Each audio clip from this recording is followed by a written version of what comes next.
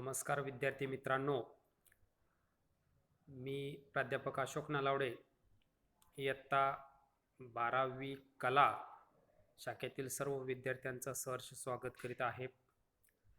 आपण पाठीमागच्या तासाला भावना या प्रकरणातील काही भाग पाहिलेला होता.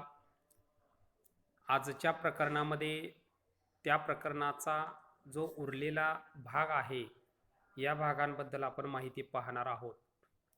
आता यामध्ये पुढचा जो पॉईंट आहे तो म्हणजे प्लुटचिक यांचे भावनांचा आराखडा. प्लुटचिक या मानसशास्त्रज्ञाने भावनेसंदर्भात जो अभ्यास केलेला आहे, त्यांचे विचार मांडलेले आहेत, त्यांनी जो आराखडा तयार केलेला आहे, त्या आराखड्याबद्दलची माहिती आपण या भागामध्ये पाहणार आहोत. प्लुटचिक यांनी त्यांच्या आराखड्यामध्ये वेगवेगळ्या अशा प्रकारच्या 8 भावना सांगितलेल्या आहेत. या 8 भावनांमध्ये प्रामुख्याने आपण आनंद, विश्वास, भीती, आश्चर्य, दुःख, अपेक्षा, क्रोध यासारख्या वेगवेगळ्या प्रकारच्या आपण 8 भावना ह्या तयार करणार आहोत. तरी आपण या ठिकाणी भावनांचा जो अभ्यास करणार आहे, या भावनांच्या अभ्यासामध्ये प्लुटचिक यांचा आराखडा हा महत्त्वपूर्ण ठरणार आहे. आता यामध्ये प्रत्येक प्राथमिक भावनेला विरुद्ध भावना ही असते. आपण ह्या ज्या 8 वेगवेगळ्या प्रकारच्या भावना पाहिल्या, या 8 भावनांमध्ये त्याच्या विरुद्ध ज्या भावना आहेत, या प्रत्येक भावनेला, प्रत्येक प्राथमिक भावनेला विरुद्ध भावना ही असते. आता उदाहरण जर पाहायचं झालं तर आनंद ही भावना दुःख भावनेच्या विरुद्ध आहे. भीती ही भावना राग भावनेच्या विरोधी आहे. म्हणजे ह्या ज्या 8 प्राथमिक भावना आहेत, या 8 प्राथमिक भावनांचा विचार केला तर निश्चितपणे त्याच्या विरोधी भावना ह्या आहेत आणि या प्राथमिक भावनेला विरुद्ध भावना ह्या निर्माण होतात. आता या प्लुटचिक यांनी भावनांचे जे चक्र निर्माण केलेले आहे, हे चक्र निर्माण करून विविध भावनांमधील संबंध त्यांनी ह्या चक्रामध्ये दाखवलेला आहे. चक्राच्या बाहेरच्या केंद्रापासून दिशेने गेल्यास आपण भावनांची तीव्रता कमी कमी होत जाते आणि केंद्राच्या दिशेने गेल्यास त्याची तीव्रता ही वाढताना दिसते. म्हणजे त्यांनी जे चक्र तयार केलेलं आहे, त्या चक्राची एक विशिष्ट रचना असलेली आपल्याला इथं दिसते, जाणवते. त्याचबरोबर रंग भावनेची तीव्रता दर्शवतात. जितका रंग गडद तितकी ती भावना तीव्र असते. उदाहरणार्थ कमी तीव्रतेचा राग त्रस्तता म्हणून ओळखला जातो, तर अधिक तीव्रतेचा राग हा संताप म्हणून ओळखला जातो. म्हणजे ज्या भावनांना रंग नाही त्यामध्ये 2 प्राथमिक भावनांचे मिश्रण आहे. उदाहरणार्थ आनंद आणि विश्वास यांच्या मिश्रणातून प्रेम भावना निर्माण होते. प्लुटचिक यांच्या मते भावना गुंतागुंतीच्या असतात आणि सर्वसाधारणपणे आपण अशाच प्रकारच्या भावनांचा अनुभव ह्या दैनंदिन जीवनामध्ये घेत असतो. आता इथं विद्यार्थी मित्रांनो, इथं आपण चित्रामध्ये पाहूया. चित्रामध्ये तुम्ही जर पाहिला तर मुख्य भावना जर आपण बघितल्या तर ह्या दिसत आहेत. आनंद, दुःख, आनंदाच्या बरोबर विरोधी आपण जर बघितलं, आता इथं पहा की आनंद याच्या बरोबर विरोधी इथं दुःख दिसतं. जसं म्हणजे ती भावना जर अधिक होत आली तर मात्र तिथं शोक निर्माण होतो. दुःखाची भावना शोकामध्ये तिचं रूपांतर होतं, तर आनंदाचं रूपांतर हे परमानंदामध्ये होतं. म्हणजे अगदी पहिल्या केंद्रस्थानी त्रिकोणामध्ये जर आपण बघितलं तर परमानंद, कौतुक, दहशत, अचंबा, शोक, घृणा, संताप आणि दक्षता हे जे 4 म्हणजे 8 भावना आहेत, या 8 भावना म्हणजे अति टोकाला गेल्यानंतर अत्यंत म्हणजे जास्त प्रमाणाचं दिसून येऊ शकतं. याच्या जसं आपण बाहेरच्या बाजूला येऊ तसं त्याचं प्रमाण कमी कमी कमी होत जातं. म्हणजे या ठिकाणी पहा आता की म्हणजे आनंद ही भावना आपण विचारात घेतली तर जास्त आनंद झाला तर त्याचं परमानंदामध्ये रूपांतर होतं. कमी आनंद आला तर फक्त प्रसन्नता निर्माण होते. आणि अगदीच जर कमी असेल तर फक्त आशावाद आणि प्रेम यांचा एकोपा तिथं आपल्याला पाहावयास मिळतो. दुसरा, आपण त्याच्या विरोधी दुःखाच्या बाबतीत जर त्याचा विचार करायचा ठरवलं तर दुःख या भावनेमध्ये प्रामुख्याने अतिदुःख झालं तर त्याचा शोक होतो, त्याचं रूपांतर शोकामध्ये होतं. कमी दुःख असेल तर फक्त त्याचं रूपांतर तळमळीमध्ये होतं. आणि अगदीच कमी असेल तर पश्चाताप आणि नकार या दोन्हीच्या माध्यमातून ते आपल्याला दुःख जाणवतं. म्हणजे प्रत्येक भावनेच्या मध्ये अगदी पहिल्या वर्तुळामध्ये त्या तीव्र स्वरूपाच्या दिसतात. 2 नंबरच्या वर्तुळामध्ये त्याचा थोडंसं प्रमाण कमी झालेलं आहे, म्हणजे ती भावना व्यक्तीमध्ये निर्माण होते. आणि म्हणजे बाहेरच्या बाजूला जाईल तसं भावनेची तीव्रता कमी आणि आतल्या बाजूला येईल तसं भावनेची तीव्रता ही जास्त झालेली आपणाला पाहावयास मिळते. आता इथं भीतीच्या भावनेच्या बाबतीतही तसंच आढळून येतं. भीती ही भावना आपल्यामध्ये निर्माण झाली, जास्त प्रमाणात झाली तर तिची आपल्याला दहशत निर्माण होते. आणि कमी असेल तर ती मात्र चिंता, आणि अगदीच कमी असेल तर ते नम्रपणा किंवा नवल असं ह्याचा क्रॉस, याचा म्हणजे एकत्रित सहभाग असलेला आपल्याला पाहाव्यास मिळतो. म्हणजे अशा प्रकारे ह्या प्रत्येक भावनेचा विचार केला, मग तो आनंद असेल, विश्वास असेल, भीती असेल, आश्चर्य असेल, दुःख असेल, तिरस्कार असेल किंवा राग असेल. आता रागाच्या बाबतीत बघा, राग ही भावना आपल्यामध्ये निर्माण झाली, कमी असेल तर ती एक त्रस्तता वाटते, अगदीच कमी असेल तर एक आक्रमकता आणि अपमान याचा सहभाग आपल्याला दिसून येऊ शकतो, आणि तर ती जास्त झाली तर मात्र संताप दिसून येऊ शकतो. म्हणजे अशा प्रकारे आपल्याला इथं प्रत्येक केंद्रस्थानी ज्या वेळेला आपण जातो त्यावेळेला ती जास्त प्रमाणात भावना आपल्याला निर्माण झालेली पाहावयास मिळते. आणि जसं बाहेरच्या बाजूला आपण येतो तसं ती भावना कमी कमी होत असलेली पाहावयास मिळते. म्हणजे कमी भावनेचं स्वरूप आपल्याला इथं दिसून येतं आणि जास्त भावनेचं स्वरूप सुद्धा आपल्याला इथं दिसून येऊ शकतं. आणि म्हणून प्लोटोचेक या मानसशास्त्रज्ञांनी हा जो भावनिक आराखडा तयार करत असताना ह्या गोष्टी लक्षात घेतलेल्या आहेत. आता त्यांच्या मते पहा की प्लोटोचेक यांचा हा आराखडा भावनिक साक्षरतेच्या दृष्टिकोनातून महत्त्वाचा ठरतो. म्हणजे भावनेचं स्वरूप कसं आहे, भावना कशा प्रकारची निर्माण होऊ शकते, या संदर्भातली माहिती प्लोटोचेक या मानसशास्त्रज्ञाने सविस्तर आपल्याला स्पष्ट स्वरूपात सांगितलेले आहे. ते आपल्याला तिथं समजून येईल. त्याचबरोबर म्हणजे साक्षरतेच्या दृष्टिकोनातून, म्हणजे ते कळण्याच्या समजण्याच्या दृष्टिकोनातून हा आराखडा अगदी महत्त्वपूर्ण दिसून येऊ शकतो. एवढेच अपेक्षित नसून वेगवेगळ्या भावनांचा परस्परांशी कसा संबंध असतो आणि भावनात कालांतराने कसा बदल होऊ शकतो याविषयी सुद्धा अगदी शास्त्रशुद्ध माहिती या आराखड्यातून आपल्याला दिसून येऊ शकते. भावनिक साक्षरतेतून आपण आपल्या भावनांवर लक्ष ठेवतो, भावनेला अचूक ओळखून नाव देता येणे व त्याचा भविष्यात उद्रेक होणार नाही अशा प्रकारे त्यांना परिणामकारकरित्या हाताळणे कसे अपेक्षित असते याची माहिती आपल्याला या ठिकाणी दिसून येऊ शकते. म्हणून विद्यार्थी मित्रांनो, प्लोटोचेक या मानसशास्त्रज्ञाने हा जो ह्याचा भावनांचा आराखडा तयार केलेला आहे, भावनिक आराखडा तयार केलेला आहे, तो अत्यंत सहज आणि साध्या सोप्या शब्दामध्ये लक्षात येईल अशा पद्धतीनं हा आराखडा तयार केलेला आहे. कदाचित परीक्षेला आपल्याला प्लोटोचेक यांचा भावनिक आराखडा अशा पद्धतीची माहिती सुद्धा विचारले जाण्याची शक्यता आहे.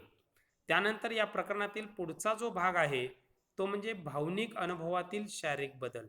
म्हणजे काय, तर ज्या वेळेला भावना आपल्यामध्ये निर्माण होतात त्यावेळेला त्या भावनांमध्ये एकूणच कशा पद्धतीनं त्याची तीव्रता किंवा कशा पद्धतीनं त्यामध्ये फरक, शरीरामध्ये शारीरिक बदल होऊ शकतो या संदर्भामध्ये माहिती इथं दिसून येऊ शकते.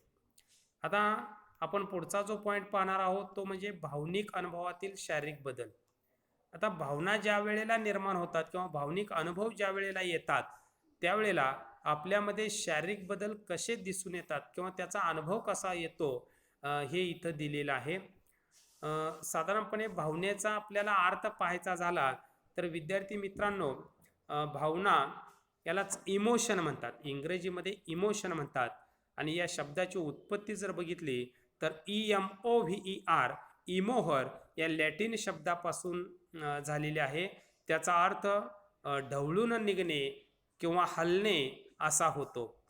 आता यामध्ये तुम्हाला बोर्डाच्या परीक्षेमध्ये 1 मार्काला प्रश्न विचारला जाण्याची शक्यता असते की कोणत्या लॅटिन शब्दापासून भावना हा शब्द तयार झालेला आहे. तर त्यावेळेला आपण इमोशन हा इंग्रजी शब्द आहे आणि इमोहर हा लॅटिन शब्द आहे. बरेच विद्यार्थी इमोशन हा शब्द तिथं लिहितात आणि ते उत्तर तिथं चुकतं.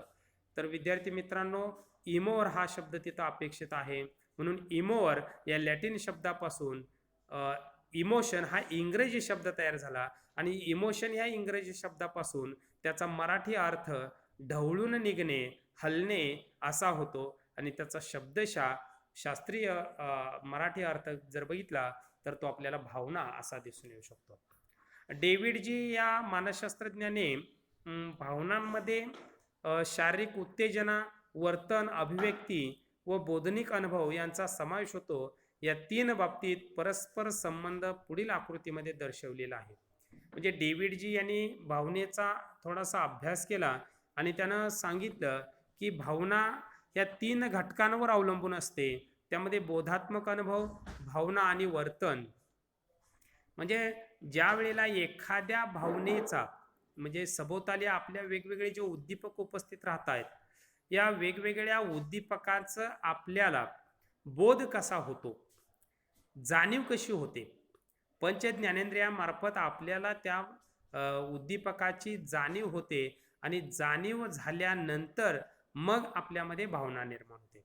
जोपर्यंत जाणीव होत नाही तोपर्यंत भावना निर्माण होत नाही आणि भावना निर्माण झाल्याशिवाय वर्तन घडत नाही. आता याचं एक उदाहरण त्यांनी छान इथं दिलेलं आहे पहा विद्यार्थी मित्रांनो. ते म्हणजे सिंहाची गर्जना. उदाहरणार्थ आता बोधात्मक अनुभव काय, तुम्ही जर सिंहाची गर्जना ऐकली तर आपल्यामध्ये कोणती भावना सहज निर्माण होणार आहे, तर मी घाबरलो आहे. साहजिकच आहे, कोणताही व्यक्ती असेल सिंहाची गर्जना ऐकल्यानंतर आसपास सिंह आलेला आहे असं वाटणार आहे, त्यांना अनुभव झालेला आहे आणि तो सिंहाची गर्जना आहे असं जाणीव झाल्यानंतर त्याच्या मनामध्ये भीतीची किंवा घाबरण्याची भावना ही निर्माण होणार आहे. आणि ज्या वेळेला ही भावना निर्माण होईल त्यावेळेला त्याच्याकडून कोणतं वर्तन घडणार आहे, तर सुरक्षेसाठी पळ काढणे किंवा सुरक्षित ठिकाणी जाणे. म्हणजे बघा, बोधात्मक अनुभव जसे येतील त्याला अनुरूप आपल्यामध्ये भावना निर्माण होतात आणि भावना निर्माण झाली की प्रत्येक व्यक्ती ही वर्तन करण्यास उद्दीपित होते किंवा वर्तन करण्यास प्रेरित होते. भावनेची बोधात्मक अनुभव जर जास्त तीव्रतेचा दिसून आला तर त्या तीव्रतेच्या प्रमाणात भावना निर्माण होतात आणि त्या भावनेच्या प्रमाणात व्यक्तीकडून वर्तन हे केलं जाऊ शकतं. म्हणजे बोधात्मक अनुभव, भावना आणि वर्तन यांचा एकमेकाशी सहसंबंध दिसून येऊ शकतो. आता हे कसे घडते याची जाणीव आपल्याला पुढील आकृतीवरून होईल.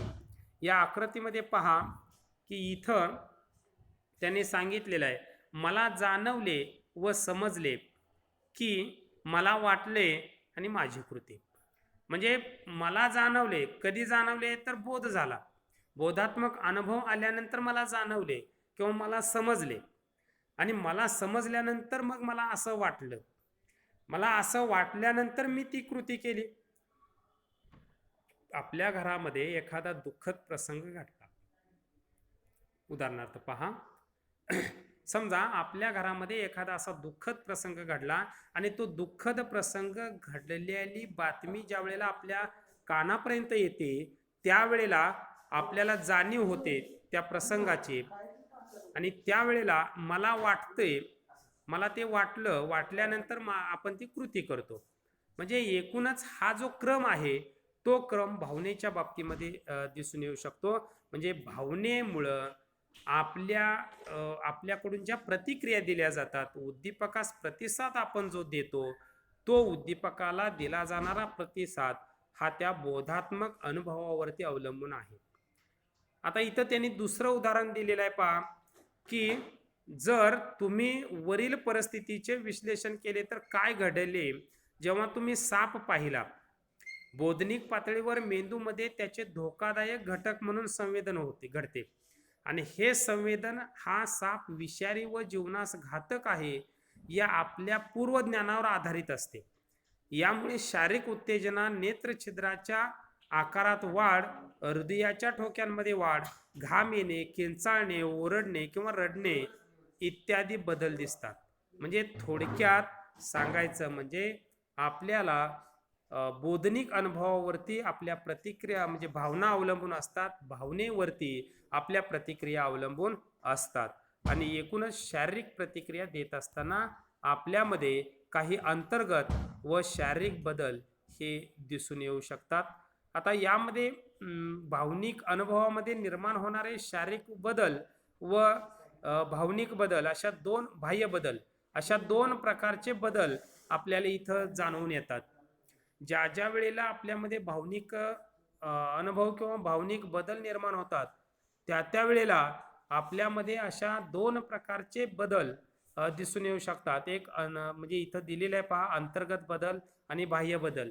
अंतर्गत बदलांमध्ये मेंदू, मध्यवर्ती चेतासंस्था, स्वायत्त चेतासंस्था, ग्रंथी संस्था, यामध्ये वृक्कस्थ ग्रंथी, लिंबिक संस्था, एम्डाग्ला यासारख्या काही घटकांमध्ये बदल दिसून येऊ शकतात आणि याचा परिणाम शारीरिक गोष्टींमध्ये होऊ शकतो. तो म्हणजे असा की हृदयाचे ठोके, रक्तदाब व शारीरिक तापमानात वाढ होणे, लाळ रस निर्मितीत घट व तोंड कोरडे पडणे, नाडीच्या गतीत वाढ म्हणजेच म्हणजे नाडीची वाढ जी आहे, नाडीचे ठोके जे आहेत ते वाढतात, श्वसनाच्या गतीत वाढ, फुफ्फुसाचा विस्तार, जठराने आतड्याच्या कार्यात घट, अशा प्रकारचे हे अंतर्गत बदल आणि शारीरिक बदल हे दिसून येऊ शकतात.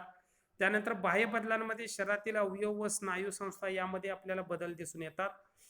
यामध्ये आवाजातील बदल, तीव्रता व स्वर, चेहऱ्यावरील आविर्भाव, शारीरिक हावभाव, स्नायू ताठर होणे, घाम येणे, कपाळ, तळहात, पाय कपाळावर आट्या पडणे, ओठ व चेहरा लाल होणे, नेत्रछिद्राचा आकार वाढणे, त्वचेवरील केस ताठ होणे व त्वचेचे तापमान वाढणे. म्हणजे अशा प्रकारे हे जे काय बाह्य बदल आहेत हे बाह्य बदल सुद्धा आपल्याला इथं दिसून येऊ शकतात. तर विद्यार्थी मित्रांनो, आपण या ठिकाणी भावनिक जी काय बदल झालेले आहेत किंवा एकूणच भावनेबद्दलची जी इथं माहिती पाहिलेली आहे ती अत्यंत महत्त्वाची आहे आणि भावनेमुळं आपल्या अंतर्गत बदल, बाह्य बदल कसे होतात त्याचा आपण पूर्ण इथं अभ्यास केलेला आहे. हे आपण पुन्हा एकदा वाचा. यामध्ये काही शंका असेल तर आपण मला फोन करून विचारू शकता आणि या ठिकाणी आज आपण थांबूया. धन्यवाद.